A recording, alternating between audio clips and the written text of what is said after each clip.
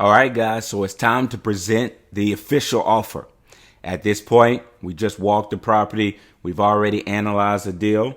And guess what? In the previous chapters, we already went over how to analyze a deal, right? How to calculate the ARV, how to calculate the estimated repair costs. We went over that first.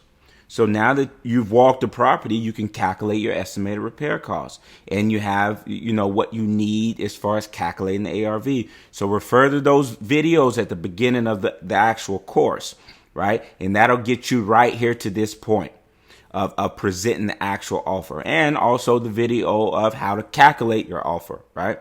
If you want to make a $5,000 assignment, you want to make a $10,000 assignment, you input that into your actual calculation of the offer. Again, we already know that. We talked about that in previous chapters. This chapter is how you actually present the offer. So let's go ahead and get started. There's three things, guys, that's important in the process of presenting the offer, right? Or that's important to the seller themselves. There's price, there's speed, and there's convenience. Usually we need the price, right? We don't have much room to budge on our price, right? We may have a few thousand to budge to go up and down, but we don't have a big, gap to budge on price. So we always typically need price. When it comes to speed, right? That can be on the seller. They can have that. If they want to close fast, great, we'll close in 2 weeks. If they say, hey, I need 6 weeks before closing because I got to give my tenant notice, no problem, we'll close in 6 weeks. That's what speed is. And convenience is typically, hey, let's say the seller lives out of state and they don't want to fly in for closing. No problem. We'll send a mobile notary to you. You can sign closing documents from Florida or wherever you are right now. Another example is, hey, I have a lot of furniture in the house. I don't know how I'll, get it removed. Can I just leave the furniture there? Sure. It costs us a few $100 to hire a junk removal company to go move it. That's no problem at all, but you just provided convenience for them. And that could be the one thing that makes them decide to go with you. So price, speed, and convenience, those are the three things to consider when presenting this offer. As far as closing date, right? So you have your price in your mind. Now we want to go and pick an actual closing date.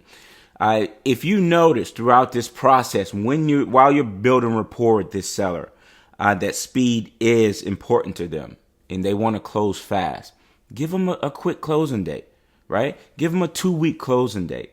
If it's a deal, right? And I'm going to emphasize this. If you did everything correctly already and it's a good deal, when you go and find that buyer, it shouldn't take you 2 weeks.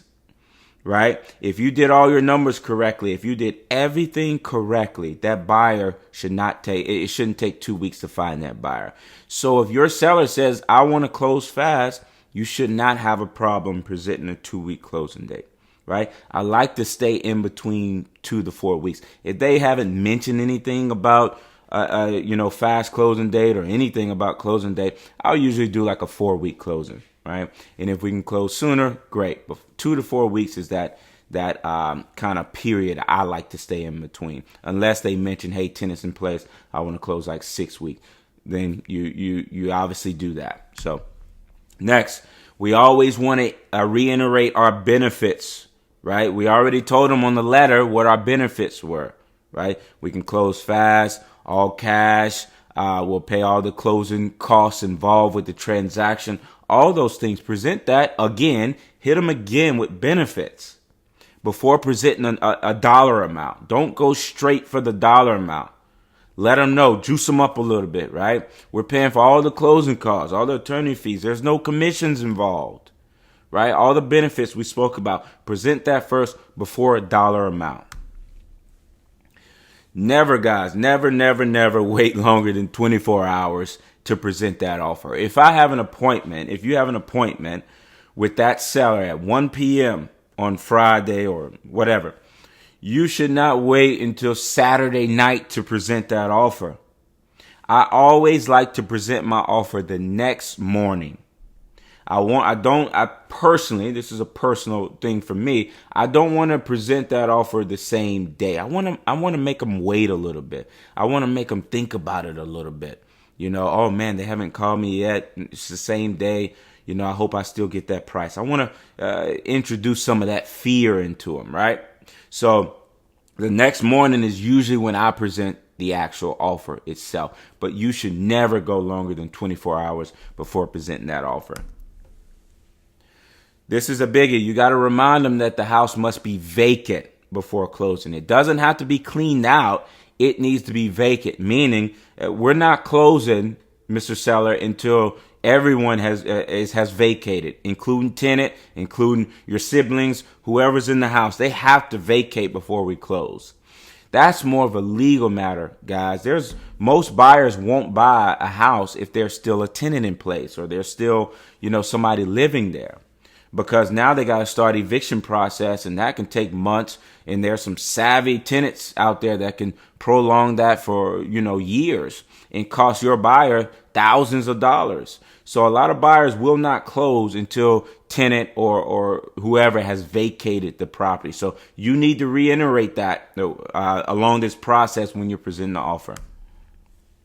All right, so we get to this point, great news. They accepted. Now we got to set the expectations for the next step, right? Okay, great, Mr. Seller. Whatever price y'all agreed on. The next step would be to sign an official purchase agreement. And I need to send that to your email. I'll just send it through an email. You'll be able to e-sign it right there. You'll be able to review it right there on your email as well, right? Can you confirm your email for me? You have to get them to confirm that email, right? Because we're going to send all our contracts via for e-signature via email, right? And if they don't have email, then you need to confirm how they want to receive that contract. Can you get your boots on the ground to go meet them at the property? Can you yourself go meet them at the property? Do you need to overnight the contract? You need to figure that out in this process right now, how they want to receive the contract, so you can establish those next steps. And lastly, if they're undecided, which, this is a 50-50, they don't know yet. They may have to talk to their spouse, whatever the case may be. They now enter into the follow-up system, the same follow-up system that we just talked about. We're just going to follow up with them. Stay top of mind. Reiterate whenever we can get those touches, we're going to do it, right? You have to enter them into the follow-up system, and you have to follow up with them until they tell you no, right? So that's the whole process, guys, of presenting the actual offer itself. I'll see you guys in the next chapter.